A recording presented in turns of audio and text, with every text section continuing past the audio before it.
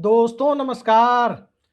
लोकतंत्र को लोक भवन में कैद नहीं किया जा सकता और लोक भवन में कैद करने की कोशिशों का नतीजा भी आमतौर पर लोकतांत्रिक मर्यादाओं के अनुकूल नहीं होता। लेकिन लोक भवन इन सारी चीजों को समझे या न समझे, तमिलनाडु के निर्वाचित विधायकों और उनकी पार्टियों ने इस हालात को बखूबी समझ लिया है। और हालात को समझने का ही नतीजा है कि अब तमिलनाडु में टीवी के नेता थलपति विजय मुख्यमंत्री बनने जा रहे हैं। बहुमत का आंकड़ा उन्हें उन्हें मिल चुका है। बहुमत का आंकड़ा थलपति विजय को कैसे मिला है, जरा इसे देखने की कोशिश करें तो तमिलनाडु की विधानसभा में 234 सीटों के लिए जो चुनाव हुए, उन 234 सीटों में बहुमत का आंकड़ा 118 पर बनता है। लेकिन विधायक 233 ही गिने जाएंगे। 233 इसलिए गिने जाएंगे क्योंकि खुद थलपति विजय 2 सीटों से चुनाव जीते, लिहाजा उनकी पार्टी टीवीके को जो सीटें मिली हैं उनकी संख्या 108 नहीं बल्कि 107 गिनी जाएगी। और 107 पर पहुंचने के बाद 233 विधायकों वाली विधानसभा में बहुमत का आंकड़ा 117 पर पहुंचता है। लेकिन उससे एक विधायक ज्यादा का आंकड़ा अब उन्हें हासिल हो गया है। कैसे हासिल हुआ है? सबसे पहले कांग्रेस पार्टी के 5 विधायकों ने उन्हें समर्थन दिया। उसके बाद वहां दलित राजनीति करने वाली पार्टी वीसी के जिसके 2 विधायक चुनकर आए हैं, उसने भी समर्थन का ऐलान किया। और उसके बाद सीपीआई और सीपीएम यानी वाम दलों के जो 2-2 विधायक हैं, कुल जमा 4 विधायक, इन विधायकों ने भी समर्थन का ऐलान कर दिया। जिसके बाद 107 के साथ 11 अतिरिक्त विधायकों का जुगाड़ होने के साथ ही तमिलनाडु के लोक भवन में बैठे राज्यपाल राजेंद्र विष्णु आर्लेकर की जो इच्छा थी कि बहुमत का आंकड़ा जब तक नहीं मिलेगा तब तक वो न्योता नहीं देंगे, अब उनके सामने से वो सारी बाधाएं दूर हो गई है। लेकिन जिस तरह से बाधाओं को दूर करने की प्रक्रिया में राजभवन के कथित इस्तेमाल का मामला दिल्ली से लेकर चेन्नई तक गूंजता हुआ नजर आया, दरअसल द्रविडियन मूवमेंट से आने वाली पार्टियां और उस राज्य में जहां पर आंदोलनों के जरिए, जन जागरण के जरिए, सामाजिक सुधार के आंदोलनों की भूमिकाओं के जरिए सियासत को मथने की कोशिशें एक शताब्दी से भी ज्यादा पुरानी है, उस राज्य के अंदर राजभवन के सहारे सियासत को मथने की जो कोशिशें थी, उस पर सहसा विराम लग गया है। सवाल यह है कि तमिलनाडु के अंदर हालात बदले कैसे, विजय सत्ता के करीब पहुंचे कैसे। इस पर चर्चा के पहले जरा तमिलनाडु के राजनीतिक इतिहास को पढ़ने की कोशिश करें तो कामराज युग के बाद जिस तरह से द्रविडियन मूवमेंट से आई हुई पार्टियों ने अपना दबदबा बनाया, उस दबदबे के बीच राष्ट्रीय पार्टियों का स्पेस छोटा होता चला गया। और जब राष्ट्रीय पार्टियों का स्पेस छोटा छोटा होता चला गया, तब वहां डीएमके बनाम एआईएडीएमके की परिस्थितियां निर्मित हुई। लेकिन ठहरिए, ये दौर तो 1974-75 के बाद शुरू होता है। असल खेल तो 1967 में होता है। 67 में, उस दौर में जब इंदिरा गांधी बेहद साधारण बहुमत से जीतकर दिल्ली पहुंचती है, तब आज के तमिलनाडु का नाम मद्रास राज्य था। उस मद्रास राज्य में 10 साल पुरानी कांग्रेस की सरकार यानी के कामराज, जो उस वक्त कांग्रेस के राष्ट्रीय अध्यक्ष थे, उनकी सरकार को जनता हरा देती है। यूनिवर्सिटी से निकले एक छात्र नेता ने खुद के कामराज को ही चुनाव हरा दिया, मुख्यमंत्री ही चुनाव हार गए। और जिस तरह से वहां पर सीएम अन्नादुरई के नेतृत्व में डीएमके सत्ता में आई, डीएमके ने सत्ता में आने के बाद जनता को सीधे सत्ता का एहसास सामाजिक न्याय के दायरे में अलग अलग मान्यताओं को जोड़कर करना शुरू किया। उसमें पेरियार के आंदोलन का असर हो, उसमें तमिलनाडु के साहित्यिक इतिहास का असर हो, या उसमें आजाद भारत में के कामराज के दौर से, कांग्रेस के दौर से शुरू किए गए औद्योगिक नीतियों का असर हो, इन सब को जारी रखते हुए द्रविडियन आइडेंटिटी के साथ जो राजनीति की, वो राजनीति कांग्रेस के अंदर की राजनीति के साथ कैसे जुड़ती है, जरा कांग्रेस के दिलचस्प इतिहास को खंगालने की कोशिश करें तो कई सारी बातें साफ हो जाती है। 1969 में मद्रास का नाम बदलकर तमिलनाडु कर दिया गया। लेकिन मद्रास का नाम बदलकर जब तमिलनाडु किया गया, उसके 1 महीने बाद ही, 1 महीने भी दरअसल पूरे नहीं हुए थे, वहां के मुख्यमंत्री और द्रविडियन आंदोलन के सबसे बड़े पोस्टर बॉय सीएम अन्नादुरई का देहांत हो गया। कमान करुणानिधि के हाथ में आ गई। लेकिन 69 का साल सिर्फ तमिलनाडु या मद्रास के लिए नहीं, 69 का साल तो इस देश की राजनीति में एक माइलस्टोन के तौर पर याद किया जाता है, खासकर तब जब एक तरफ कांग्रेस का विभाजन होता है। राष्ट्रपति के चुनाव में सेकंड प्रेफरेंस से कांग्रेस का नहीं, इंदिरा गांधी समर्थित राष्ट्रपति चुना जाता है और इन सब के बीच इंदिरा गांधी को कांग्रेस से निकाल दिया जाता है। नई कांग्रेस खड़ी होती है। नई कांग्रेस का एजेंडा क्या था? नई कांग्रेस का एजेंडा था इंदिरा गांधी के नेतृत्व में देश के अंदर वैकल्पिक कांग्रेस को खड़ा करना, और उसके साथ साथ जो सिंडिकेटी नेता बोलते थे, जो संगठन कांग्रेस के नाम से पुरानी कांग्रेस को ढो रहे थे, उनके जो बड़े बड़े वर्चस्व वाले इलाके थे, वहां कैसे उनके वर्चस्व को पलीता लगाया जाए। भले ही इसमें कांग्रेस पार्टी को पलीता लग जाए, लेकिन सियासत और इतिहास दोनों इतना बड़ा क्रूर निर्णायक होते हैं कि आमतौर पर आज की घटनाओं को कल के परिप्रेक्ष्य में देखने की परिपाटी सहसा विकसित नहीं होती। के कामराज की सियासत को खत्म करना था। डीएमके और एआईएडीएमके को बढ़ने दिया गया। कांग्रेस को बढ़ाने में तमिलनाडु के अंदर इंदिरा गांधी ने कोई रुचि नहीं ली। ठीक इसी तरह अतुल्य घोष जैसे बड़े स्टैलवर्ट को खत्म करना था, जो भी सिंडिकेट से आते थे।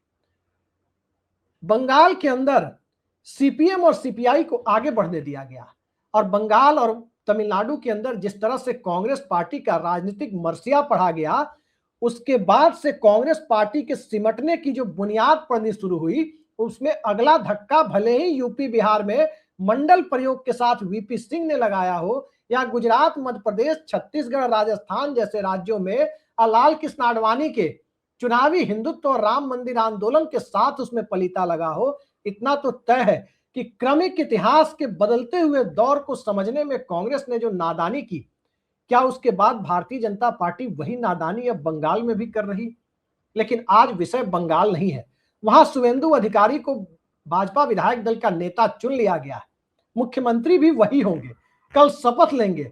लेकिन आज चर्चा हम तमिलनाडु की कर रहे हैं, और जब चर्चा हम तमिलनाडु की कर रहे हैं तो तमिलनाडु में किस तरह से डीएमके और एआईएडीएमके के बीच जो सत्ता 1967 से लेकर 2026 के बीच में, यानी 59 सालों में चलती हुई दिखाई दी है, उन 59 सालों की सियासत और सत्ता में एक तीसरी द्रविडियन पार्टी यदि खड़ी हो रही है, उसके सामने लोक भवन के रास्ते, राजभवन के रास्ते दिल्ली अपनी मनमानी की कोशिशें जो कर रहा था, उन मनमानियों के ऊपर क्या छोटे विधायकों वाली पार्टियों ने लगाम लगा दिया है?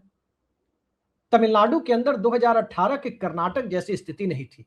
उस वक्त भी लोक भवन के इस्तेमाल की कोशिशें हुई थी, लेकिन उस वक्त सरकार बनाने से रोकने के लिए नहीं, बल्कि बहुमत के दावे को उलटकर किसी और की सरकार बनाने के लिए, बनवाने के लिए। और मामला सुप्रीम कोर्ट पहुंचा था। जेडीएस और कांग्रेस के पास बहुमत के आंकड़े से साफ साफ 2 विधायक ज्यादा दिख रहे थे, लेकिन सबको अनदेखा करते हुए सिंगल लार्जेस्ट पार्टी की थ्योरी गढ़ी गई थी। लेकिन वही जहां डीएमके और एआईएडीएमके मिलकर भी विजय की पार्टी टीवीके से आगे नहीं निकल पा रहे थे, उस राज्य में सिंगल लार्जेस्ट पार्टी की थ्योरी को मोदी के दौर के ही राज्यपाल नकार रहे थे। आखिर माजरा क्या है? तमिलनाडु में प्रधानमंत्री नरेंद्र मोदी के कई सारे दौरे पिछले कई सालों से चल रहे हैं, और उन दौरों का कोई नतीजा नहीं निकल रहा है। नतीजा तो यही निकल रहा है कि भारतीय जनता पार्टी कभी खाता खोल पाती है, कभी खाता नहीं खोल पाती है। इस बार भी बमुश्किल खाता खोलने की स्थिति में आ गई है।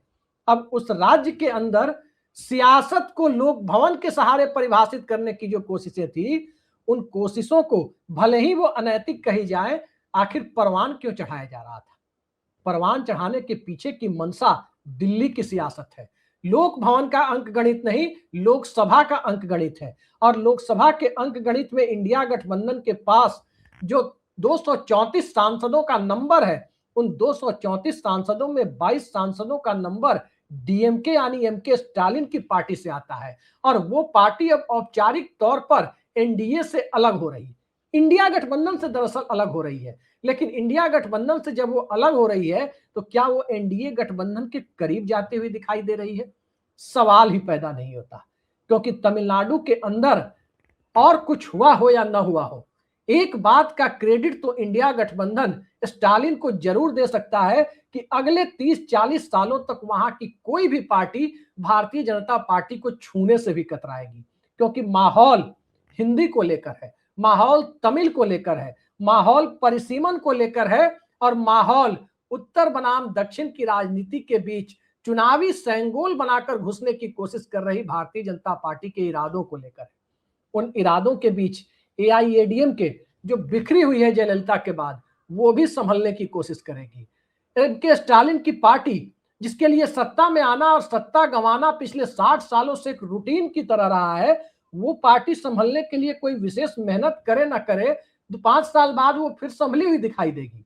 और टीवी के, जिसे इन दोनों पार्टियों के बीच में अपने लिए एक शानदार चुनावी स्पेस मिला है, और पहली बार तमिलनाडु को पिछले 60 सालों में किसी तीसरी ताकत ने राजनीतिक तौर पर भेदने का काम किया है, उस सियासत के बीच एक तरफ द्रविडियन आइडेंटिटी है, दूसरी तरफ तमिलनाडु की सियासत के स्थापित मानदंड है, तीसरी तरफ राज्य के अंदर जिस तरह की राजनीति होती रही है उसमें लोक लुभावन राजनीति से लेकर के विचारधारा की राजनीति तक, और औद्योगिक क्रांति की बुनियाद से लेकर के उत्तर बनाम दक्षिण की सियासत को लोकतांत्रिक ढांचे में परिभाषित करने की कोशिशें जिस दायरे में होती रही है, वहां भी विजय के लिए चुनौतियां अब शुरू होती हैं।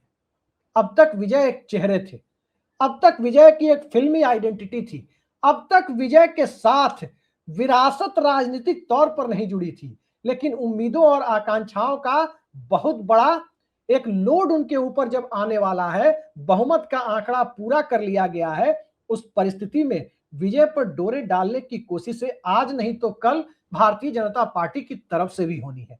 लेकिन राहुल गांधी के साथ विजय खड़े हो रहे हैं, राहुल गांधी के साथ एमके स्टालिन भी खड़े रहे। MK Stalin Bharatiya Janata party के साथ खड़े हो नहीं सकते।